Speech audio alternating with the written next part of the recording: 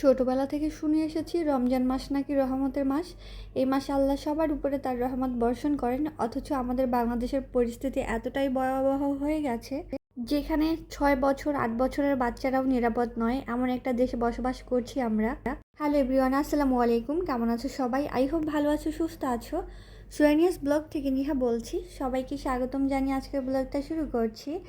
এই তো ড্রেস কাটছিলাম, প্রিন্সেসকে ঘুম পাড়িয়ে দিয়েছি, কাটছিলাম আর মনে মনে ভাবছিলাম এমন একটা দেশে আমরা বসবাস করি যেখানে ছোট্ট একটা বাচ্চাও নিরাপদ নয়। আমারও একটা মেয়ে আছে, আমার বুকের মধ্যে দমড়ে মুছতে যায় যখনই এত এত আজে বাজে নিউজ শুনি চারপাশে।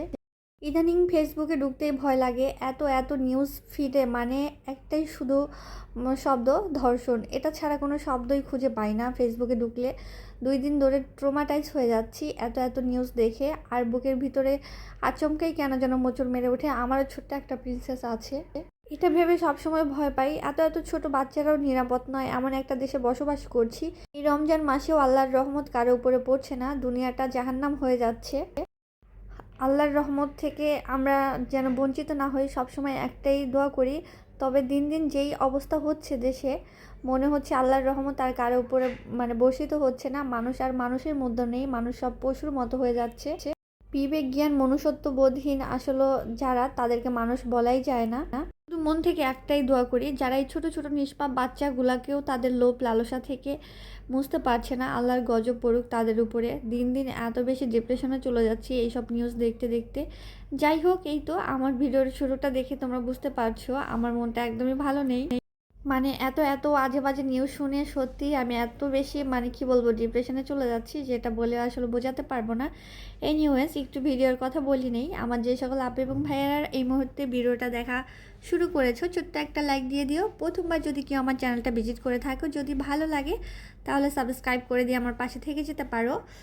এই তো গত কয়েকদিন ধরে শুধু ড্রেসই কাটছি, সেলাই করছি না। তোমরা হয়তো ভাবতে পারো, কারণ একবারে সবগুলো কেটে নেব, তারপরে হচ্ছে সেলাই করার পালা। কারণ দেখা যায় কাটা থাকলে ফাঁকে ফাঁকে সেলাই করা হয়ে যায়, তবে কাটা না থাকলে কিন্তু অলসতা লেগে যায়, সেলাই করা হয় না। তাই আজকে আমি 3টা ড্রেস কেটেছি। আর আগের ভিডিওতেও তোমাদের দেখিয়েছি একটা ড্রেস কেটেছিলাম।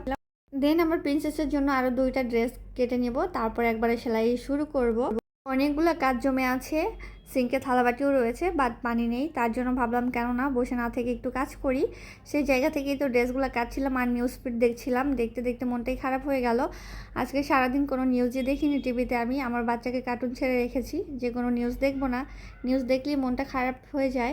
গত কয়েকদিন ধরে আমার হচ্ছে ফেসবুক স্ক্রল করতেও ভালো লাগে না, এত বেশি মন খারাপ হয়ে যায়।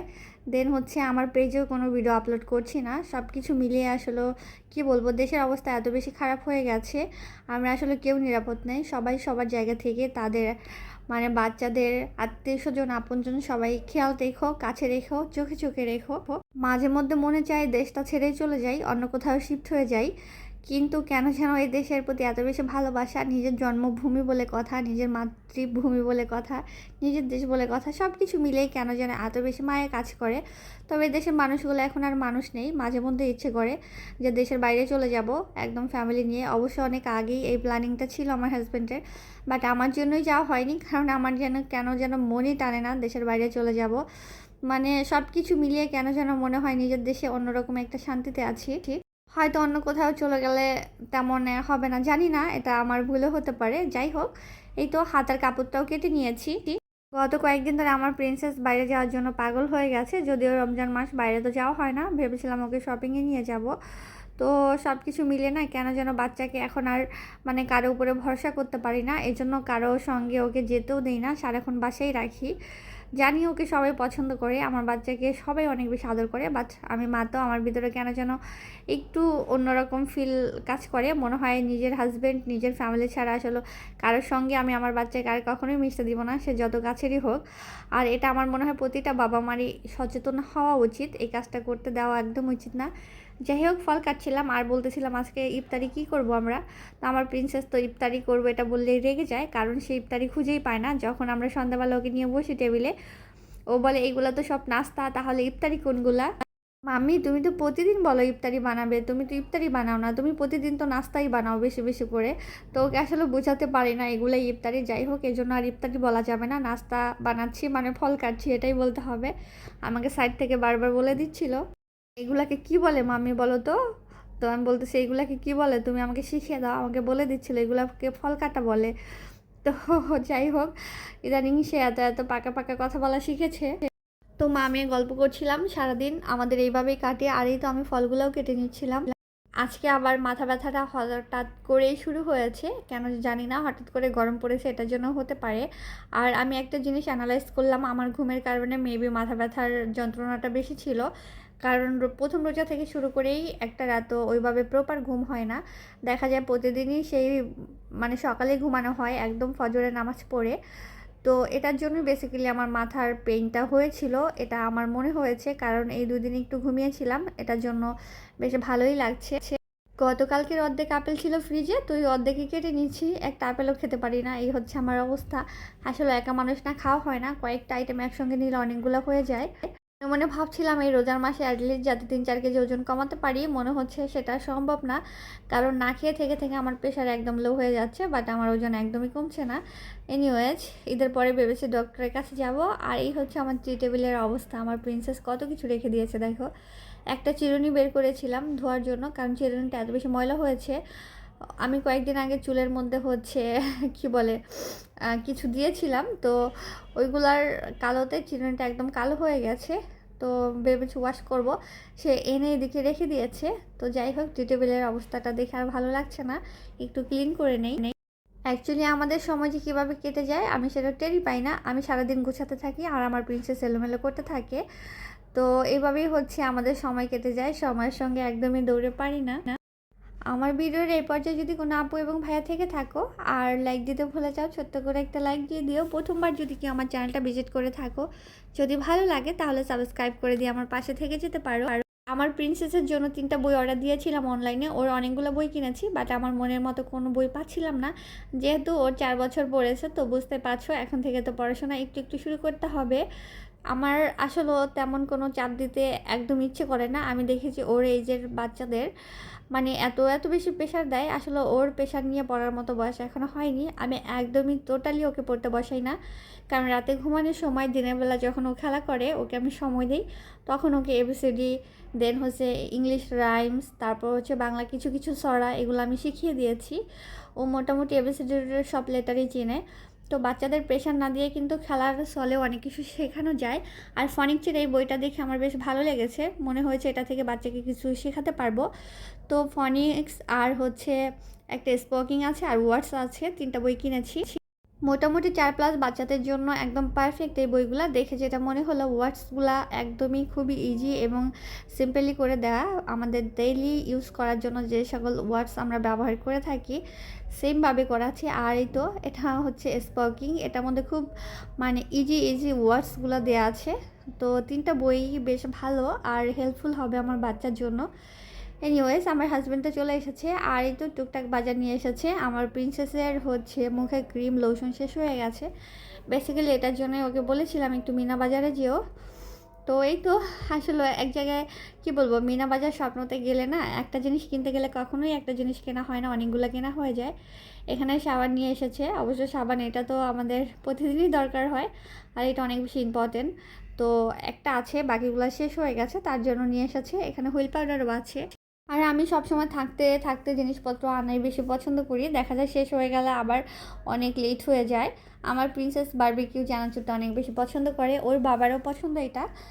তো এই তো আমার প্রিন্সেসের জন্য এটা নিয়ে এসেছে। এদিকে হচ্ছে রুহু আফজার সঙ্গে একটা এসবগুলোর প্যাকেট, এটা মেবি ফ্রি দিয়েছে এটার সঙ্গে। দেন হচ্ছে কিছু ওয়েফার আছে, আর একটা প্যাকেট তো আমার বাচ্চা আগেই নিয়ে গিয়েছে খাওয়ার জন্য, এখানেও কিছু ওয়েফার আছে। দেন হচ্ছে শক্তি প্লাস যে ট্যাঙ্কটা আছে, এটা আমার বাচ্চা পছন্দ করে, ওর জন্য ওর বাবা আরেকটা নিয়ে এসেছে। দেন এই তো আমার বাচ্চার জন্য হিমালয়া ক্রিম আর লোশন, আর আমি একটা অলিভ অয়েল নিয়ে আসতে বলেছিলাম, অলিভ অয়েল শেষ হয়ে গেছে। দেন কিছু সবজিও ছিল, সঙ্গে টমেটো ছিল। যাই হোক, এগুলো তো আমাদের ডেইলি প্রয়োজনীয় জিনিস। তো দেখতে খুবই অল্প মনে হলো, টাকার পরিমাণ কিন্তু অনেক বেশি। যাই হোক, সেটা আর না বলি। টাকার সঙ্গে আসলে কি বলবো, দৌড়েও পারা যাবে না, এত বেশি খরচ হয়ে যায়। রমজান মাসে এত বেশি দ্রব্যমূল্য বাড়িয়ে দিয়েছে, মনে হয় সব কিছু আগুনের মতো দাম।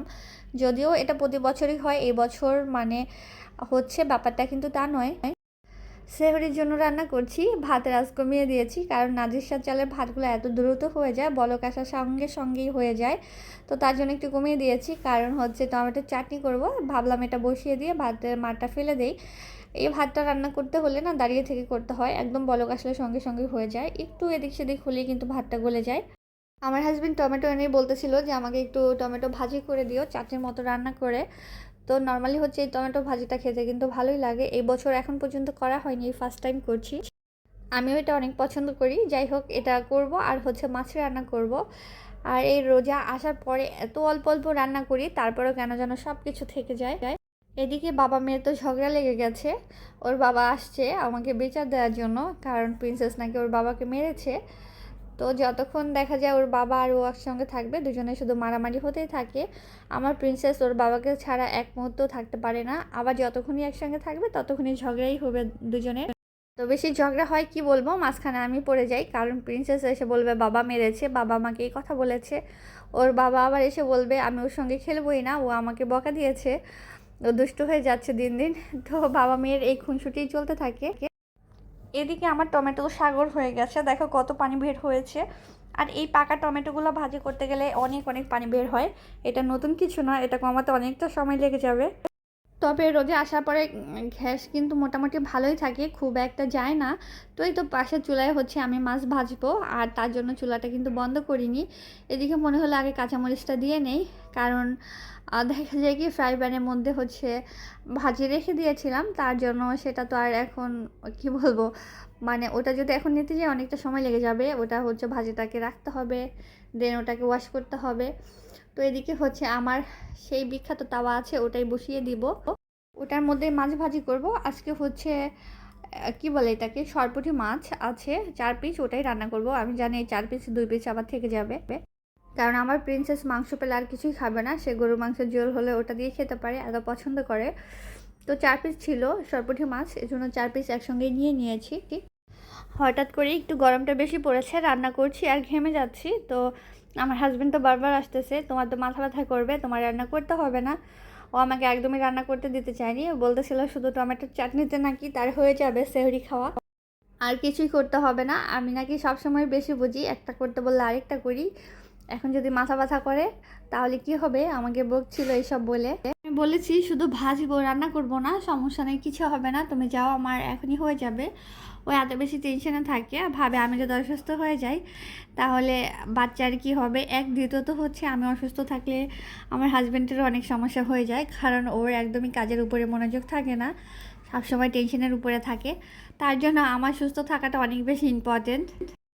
আর এই কারণেই বেচারা এত বেশি টেনশনে থাকে। যাই হোক, এই শুধু মাছ রান্না করছি, কারণ কয়েকটা সিম ছিল, আর সিমগুলো না নষ্ট হয়ে যাবে, কয়েকটা নষ্ট হয়েও গেছে, সেগুলো ফেলে দিয়েছি। দেন ভাবলাম এতটুকু সিম আছে, রান্না করে ফেলি, মাছ দিয়ে খাওয়া হয়ে যাবে। কয়েকদিন ধরে নিয়ে আসছে, বেশি দিন থাকলে দেখা যায় লাল হয়ে যায়, তখন আর ভালো লাগে না খেতে। তাই তো একটা আলু দিয়ে রান্না করব। রোজা আসার পরে আমার একটা জিনিস হয়েছে, সেটা হচ্ছে বাড়তি কোনো কাজই করা হয় না, কারণ দেখা যায় কিভাবে যেন সময় চলে যায় সেটা বুঝতেই পারি না। দেখা যায় নামাজ পড়ি, নামাজ পড়ার পরে কিছু কাজ করি, আবার নামাজের সময় হয়ে যায়, দেন একটু রেস্ট নিতে মন চায়, মানে সব কিছু মিলে না এক্সট্রা কোনো কাজই করা হচ্ছে না, সেলাই মেশিনেও বসা হচ্ছে না। আমার প্রিন্সেসের জন্য একটা ড্রেস বানাচ্ছি আজকে 4-5 দিন ধরে, ছোট্ট একটা জামা, 1 ঘন্টার কাজ, সর্বোচ্চ 1 ঘন্টা লাগবে। ওর ড্রেসটা যদি একবারে বসে বানাই সেখানেই 4-5 দিনও মানে শেষ করতে পারিনি। প্রতিদিনই আমাকে বলে মাম্মি আমার গোল গোল জামাটা কবে বানিয়ে দিবে, মানে ড্রেসটা হচ্ছে বল বল ছাপা দেওয়া, তো এটার জন্য ও গোল গোল ড্রেসই বলে। তো আজকে ভেবেছি ওর ড্রেসটা কমপ্লিট করে দিব, বাচ্চাটাকে কয়েকদিন ধরেই ঘোরাচ্ছি। এদিকে আমার চাটনিটা হয়ে গেছে, একটু ধনিয়া পাতা দিয়ে দিয়েছি, আর মাছের তরকারিটাও প্রায় হয়ে এসেছে। ধনিয়া পাতা দিব আর লবণটা চেক করে নিব, কারণ কয়েকদিন ধরে একটা ব্যাপার হয়, সেটা হচ্ছে ইফতারি যখন বানাই আমি, হয় কোনো খাবারের লবণ একটু বেশি হয়ে যায়, না হয় কম হয়ে যায়। পারফেক্ট কিন্তু খুব কমই হচ্ছে, এটা কেন হচ্ছে আমি বুঝতেই পারছি না। তার জন্যই তো লবণটা একটু চেক করে নিলাম। আমার একটা সমস্যা আছে, সেটা হচ্ছে গরম খাবারে কেন যেন লবণ বুঝতে পারি না। মাঝে, মাঝে মনে হয় আরও লাগবে, আরও লাগবে। দিতে, দিতে একদম কাটা হয়ে যায়। আবার মাঝে, মাঝে মনে হয় যে আর লাগবে না, তখন কম থাকবে। কারণ আমি ভাতের সঙ্গে একদমই লবণ খাই না। যাই হোক, এই তো ২টা আইটেমে রান্না হয়ে গেছে। আর হচ্ছে গরুর মাংস আছে। মানে আমার গরুর মাংস কালাভুনা হয়ে গেছে চুলার উপরে, সেটা গরম করতে রেখে এসেছি। মানে শেষ পর্যায়ে অল্প একটু আছে। আর এই জাল দিতে দিতে কালো হয়ে যাওয়া এই মাংসটা খেতে এত বেশি ভালো লাগে, এটা ঝোলটা ভীষণ পছন্দ আমার। দেখা যায় গরম করতে করতে আমার কালো বোনাই হয়ে গেছে। তো আমার হাজব্যান্ড বলতেছিল আমাকে একটু কফি দিতে পারবে, আমার প্রচণ্ড ঘুম লাগছে, একটু কাজ আছে ওর। তো ভাবলাম ওকে একটু কফি বানিয়ে দেই। আর আমি রান্নাঘরটা ক্লিন করে নেব, রান্নাবান্না তো শেষ হয়ে গেছে, তো এখন রান্নাঘরটা গুছাবো। আর এই রান্নাঘরটার সঙ্গে সঙ্গে না গুছালেই না অলসতা লেগে যায়, অনেক লেট হয়ে যায়। তাই আজকে আর একদমই অলসতা করব না, পানি যখন আছে এখনই গুছিয়ে রাখবো। আজকে এখান থেকে বিদায় নিচ্ছি। এই পর্যন্ত আজকের ভিডিওটা। সবাই ভালো থেকে সুস্থ থেকো। আল্লাহ হাফিজ সবাইকে।